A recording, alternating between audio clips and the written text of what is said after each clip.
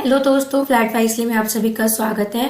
Students, आज ना हम इस वीडियो में ये डिस्कस अप करेंगे कि DSSB PRT का जो एग्जाम होता है इसका सिलेबस क्या है, इसे कंडक्ट कौन कराता है, एंड सबसे ज्यादा इंपॉर्टेंट, अगर आप इस एग्जाम को क्रैक करना चाहते हो तो आपको डिटेल्ड सिलेबस पता हो सो दैट आप अपनी स्ट्रैटेजी बना सको एंड प्रिपेयर कर सको effectively. So let's start at today's video. सबसे पहले हम बात करेंगे DSSB PRT एग्जाम। तो जो DSSB है इसकी फुल फॉर्म क्या है, यहाँ पे मैंने स्पेशली ये DSSB का लोगो भी लगाया हुआ है सो दैट आपको पता हो। सो इसकी फुल फॉर्म है Delhi subordinate services selection board. So ये है आपकी DSSB की फुल फॉर्म। जो ये आपका PRT का एग्जाम है ये होता है फॉर आप प्राइमरी टीचर, जिसमें कि आप 1st to 5th क्लास तक के बच्चों को पढ़ा सकते हो दिल्ली के अंडर। एंड स्टूडेंट्स, अगर आप DSSB का एग्जाम क्रैक कर लेते तो इसमें कोई भी इंटरव्यू नहीं है। आफ्टर एग्जाम अगर आपका सिलेक्शन हो जाता है तो आपके घर से 3 किलोमीटर्स की रेंज में आपको कोई प्रॉपर स्कूल दे दिया जाएगा दिल्ली गवर्नमेंट के थ्रू, चाहे वो MCD का स्कूल हो या फिर प्रॉपर दिल्ली गवर्नमेंट का स्कूल हो, तो आपको दे दिया जाएगा। अब बढ़ते हैं वीडियो में आगे की तरफ, जिसमें कि हम जानेंगे कि क्वालिफिकेशंस क्या है, स्कीम क्या रहती है एग्जाम की, सिलेबस क्या रहेगा। सो हम पूरा डिटेल में पढ़ेंगे, वीडियो को एंड तक जरूर देखिएगा। सो बात करते हैं क्वालिफिकेशंस एंड एक्सपीरियंसेस की। सो क्वालिफिकेशंस में आपका या तो 12th क्लास पास हो 50% मार्क्स से, एंड आपके पास 2 years डिप्लोमा होना चाहिए एलिमेंट्री एजुकेशन में किसी भी रिकॉग्नाइज्ड बोर्ड के थ्रू। फॉर एग्जाम्पल यहाँ पे आपका SCERT होता है, हो सकता है, या फिर NCTE बोर्ड हो सकता है, एंड समवेयर इसमें NIOS को भी इंक्लूड कर देते हैं। बट अभी तक हमारे पास गाइडलाइंस नहीं आई हैं।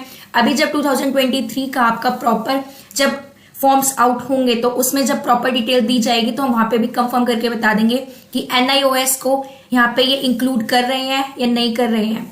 या फिर या तो आपके पास 12th क्लास में 50% मार्क्स हो या फिर 2 years का डिप्लोमा हो, अदरवाइज आपके 12th में 50% मार्क्स होने चाहिए या फिर आपने 4 साल का BLED किया होना चाहिए, bachelor of elementary education. Alright, इसमें आपकी ग्रेजुएशन भी पूरी हो जाती है, 1 साल की BEd भी काउंट होती है BLED के अंदर।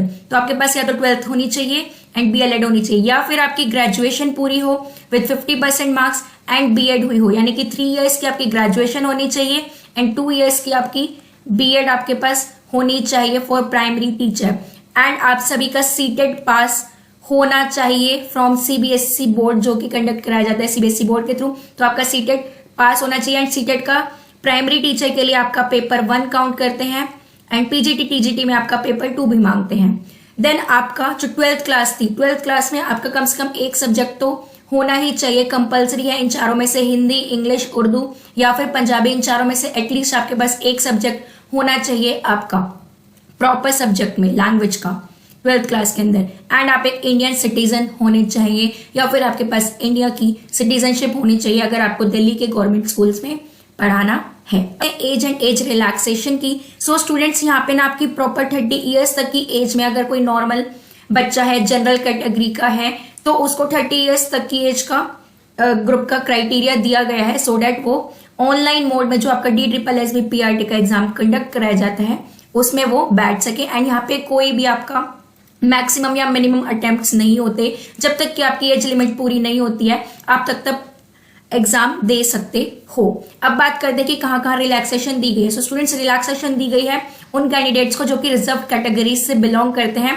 SC या ST अगर कैटेगरी है आपकी तो आपको 5 years का रिलैक्सेशन मिल जाता है, यानी कि टोटल 35 years तक आप दे सकते हो एग्जाम। OBC कैटेगरी की अगर बात करें तो उसमें 3 years का रिलैक्सेशन मिलता है, यानी कि टोटल 33 years तक आप दे सकते हो एग्जाम। अगर हम PWD की बात करें तो यहाँ पे 10 years का गैप मिल जाता है, यानी कि आप 40 years तक एग्जाम को दे सकते हो। एंड स्टूडेंट्स, PWD में भी यहाँ पे 2 और कैटेगरी बढ़ जाती है। PWD जनरल वालों के लिए, जो जनरल कैटेगरी में आते हैं और PWD के हैं उनके लिए 40 है एज, और अगर PWD में OBC कैटेगरी साथ में है PWD वालों की तो इसमें यहाँ पे 3 years और ऐड हो जाता है, यानी कि टोटल 43 years तक PWD प्लस OBC कैटेगरी के साथ 43 years तक दे सकते हैं। एंड अगर PWD के साथ आपकी SC या ST की कैटेगरी है तो 40 years प्लस 5 years आपको एड ऑन मिल जाते हैं, यानी कि टोटल 45 years तक आप एग्जाम को दे सकते हैं।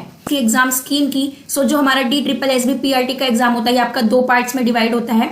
सो पार्ट 1 में आपका जनरल पेपर काउंट होगा जिसमें कि आपके 5 सेक्शंस होंगे, वो हम नेक्स्ट स्लाइड में डिस्कस अप करेंगे।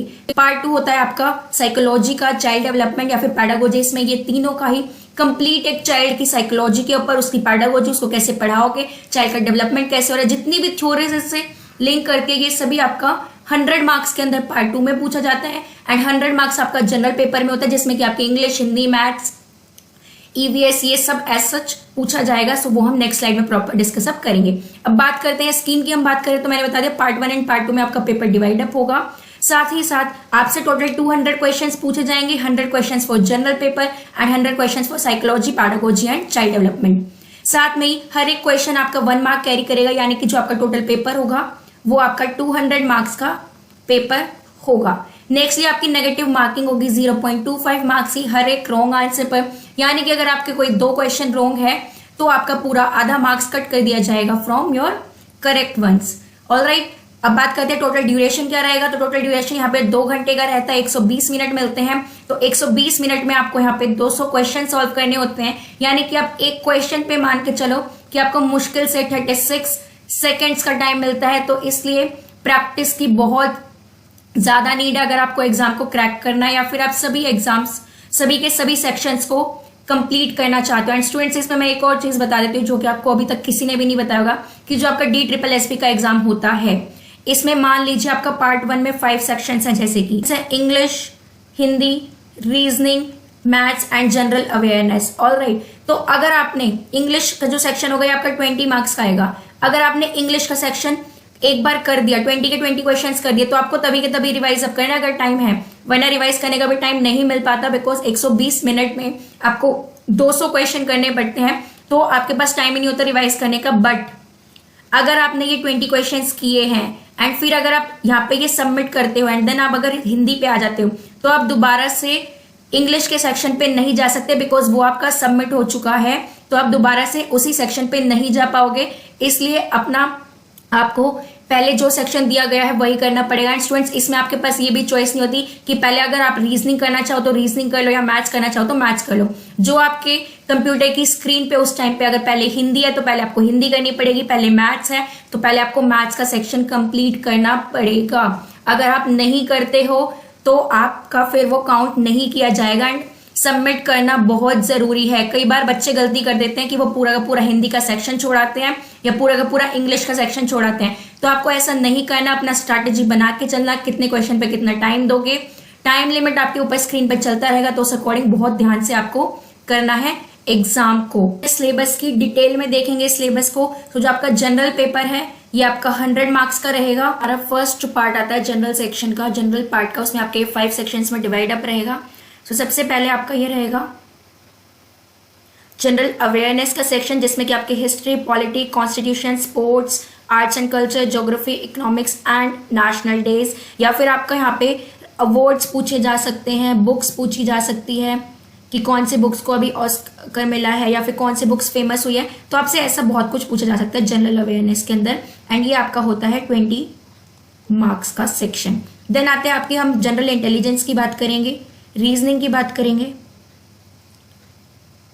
सो इसमें आपका आ जाएगा analogies, seating arrangement, ranking, blood relation, Venn diagram, counting the figures, coding, decoding, series, syllogisms, direction and distance, cube and dice, calendar and clock. Students, ये ना आपको ऐसे टॉपिक्स मिलेंगे जो कि हर एसएससी एग्जाम में ऑलमोस्ट पूछा जाता है। जो आपका जनरल सेक्शन है वही पूरा आपका एसएससी के एग्जाम में पूछा जाता है 100 मार्क्स में या फिर 120 मार्क्स में। तो आपने अगर एसएससी की भी प्रिपरेशन कभी की है तो DSSS का एग्जाम देने में आपको बहुत हेल्प मिलेगी। बाकी स्टूडेंट्स, मैंने ना रीजनिंग के अंदर यहाँ पे वेन डायग्राम का सेक्शन कराया, वेन डायग्राम का टॉपिक कराया हुआ है, ब्लड रिलेशन का टॉपिक कराया हुआ है अच्छे से, एंड बाकी टॉपिक भी मैं धीरे धीरे पूरे करा दूंगी। मैंने कैलेंडर भी कराया हुआ है एंड शायद क्लॉक, हाँ, एंड मैंने क्लॉक भी कराया हुआ है।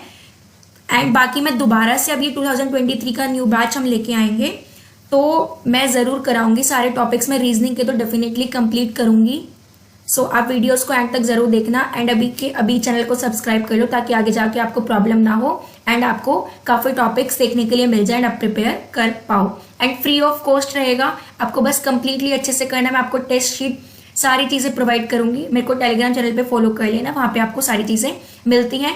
इवन KVS के टाइम पे भी हिंदी के अगर मैं वीडियोस नहीं बना पाई तो मैंने हर एक नोट दिया है, फ्री में दिया है। जहाँ सभी लोग इस रेस में थे ना कि 99 में ले लो, 50 में ले लो या 500 के नोट्स ले लो, तो मैंने वहां पे सभी को हिंदी के एटलीस्ट फ्री में नोट्स प्रोवाइड किए हैं। एंड इवन इंग्लिश में भी मैंने नाउन्स एंड आर्टिकल्स, कुछ टॉपिक्स जो मेरे पास प्रॉपर थे, मेरे खुद के नोट्स थे, वो मैंने सब कुछ शेयर किया है फ्री में। सो प्लीज आप चैनल को लाइक कर देना, सब्सक्राइब कर देना एंड जल्दी से जाके फॉलो अप कर लो टेलीग्राम चैनल को।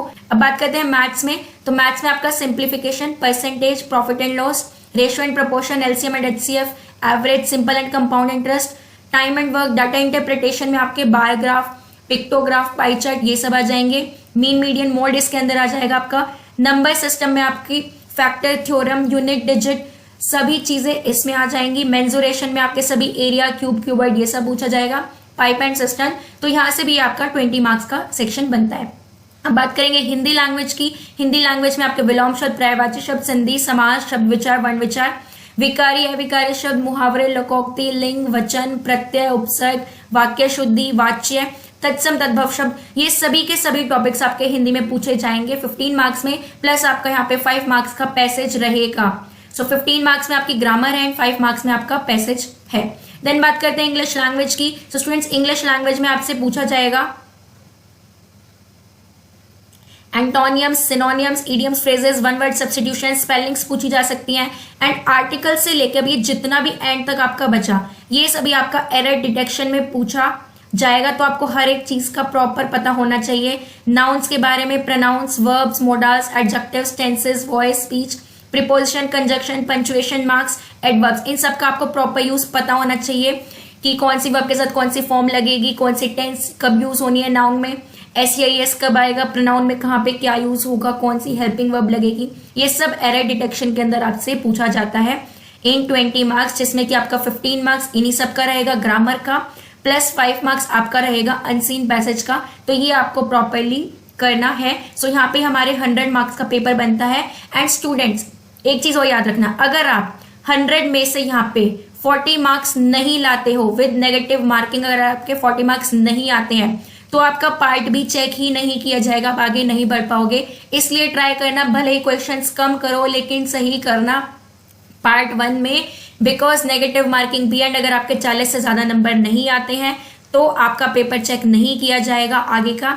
तो इसलिए ये चीज माइंड में रखना कि अगर पार्ट 2 भी चेक कराना है, अपने मार्क्स को अच्छा स्कोर करना है, तो आदत डालो क्वेश्चन नहीं आ रहा तो उसे मत करो, ये मत सोचो क्योंकि नेगेटिव मार्किंग है। नेगेटिव मार्किंग नहीं होती तो तुम कर सकते हो, बट अब नेगेटिव मार्किंग है तो प्लीज ये मत सोचना कि मेरे को ये सही लग रहा है तो मैं कर देता हूँ। अगर श्योर हो तो ही करो। एंड इवन मैं रिकमेंड करूंगी कि जब आपका सिलेबस काफी ऑलमोस्ट हाफ से ज्यादा पूरा हो जाए ना, तो आपको क्या करना है, टेस्ट सीरीज देनी शुरू कर देनी है। टेक्स्ट बुक ऐप डाउनलोड करना, वहां पे देना, प्रीवियस ईयर पेपर करो।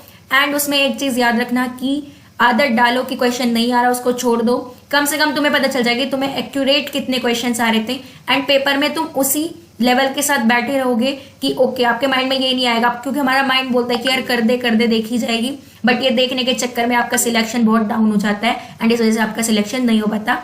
तो आपको ये चीज नहीं करनी है। तो पार्ट 2 में हमारी पूछी जाएगी 100 मार्क्स में psychology, child development and pedagogy. तो हमारी इसमें मैंने ना यूनिट्स में डिवाइड कर दिया। तो यूनिट 1 साइकोलॉजी है, जिसमें कि आपके साइकोलॉजी की प्रॉपर डेफिनेशन पूछ ली जाएगी।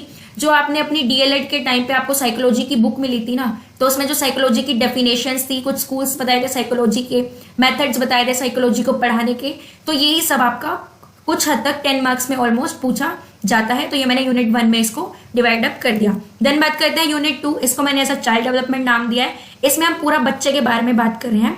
तो यहाँ पे हम पढ़ेंगे कंसेप्ट, पढ़ेंगे ग्रोथ एंड डेवलपमेंट का, प्रिंसिपल्स एंड डायमेंशंस पढ़ने हैं, डेवलपमेंट के फैक्टर्स क्या क्या अफेक्ट करते हैं डेवलपमेंट को, हेरिडिटी एंड एनवायरमेंट का रोल क्या है, इसमें हम इसका डिबेट भी पढ़ेंगे।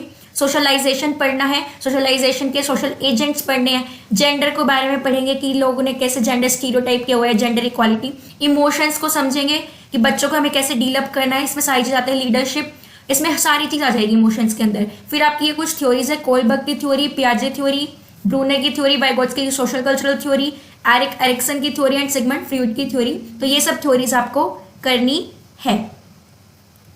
लर्निंग एंड मोटिवेशन, तो इसमें हम पढ़ेंगे concept of learning and it's process, factors क्या क्या अफेक्ट करते हैं लर्निंग को, चाइल्ड की थिंकिंग के बारे में पढ़ेंगे एंड लर्निंग, मोटिवेशन एंड उसके इम्प्लीकेशंस, इंडिविजुअल डिफरेंसेस को जानेंगे, पर्सनालिटी एंड इंटेलिजेंस के बारे में देखेंगे। एंड ये कुछ थ्योरीज है जो कि आपको पढ़नी है फर्स्ट है क्लासिकल एंड ऑपरेंट कंडीशनिंग, ये दो थ्योरीज हैं। ट्रायल एंड एरर, गाग्नेस की हायरार्की थ्योरी, कोड लिविन की फील्ड थ्योरी, बांदुरा की social learning theory, insightful learning and Kolbe's की एक्सपीरियंशियल लर्निंग। ये सभी लर्निंग की थ्योरीज आपको पढ़नी है। नेक्स्ट है हमारी unit for understanding diverse learners. So इसमें हमें कौन कौन से टॉपिक पढ़ने में पढ़ना है? Backward children, mentally retarded children, gifted children, creative children, disadvantaged and deprived children, specially abled children, सभी टाइप्स की डिसेबिलिटीज को पढ़ोगे एंड उनके जो क्योर हो सकती है उसकी हम रेमेडीज भी देखेंगे इसमें, लर्निंग डिफिकल्टीज एंड एडजस्टमेंट। अब एक लास्ट यूनिट और मैंने बनाई है, वो पैडागोजी से रिलेटेड है। जितने भी साइकोलॉजी के कुछ पैडागोजिकल टॉपिक्स हैं वो हम इसमें पढ़ेंगे। सो फर्स्ट है teaching learning process, teaching methods को पढ़ेंगे, एनसीएफ 2005 पूरा पढ़ेंगे, सीसी का पैटर्न पढ़ेंगे। इसमें हम को scholastic areas and scholastic areas दोनों पैटर्न्स को देखेंगे। Action research, new education policy जो 2020 आई है वो देखेंगे। Then right to education act 2009, FLN निपुण भारत एंड ECCE, ये तीनों हम पढ़ेंगे। फिर है life skills, micro teaching and जितनी भी नेशनल पॉलिसीज एजुकेशन की इंडिया के अंदर रही हैं उन सभी के बारे में हम पढ़ेंगे। सो होपफुली अब आप सबको पूरा सिलेबस क्लियर अप हो गया होगा कि क्या है सिलेबस के अंदर।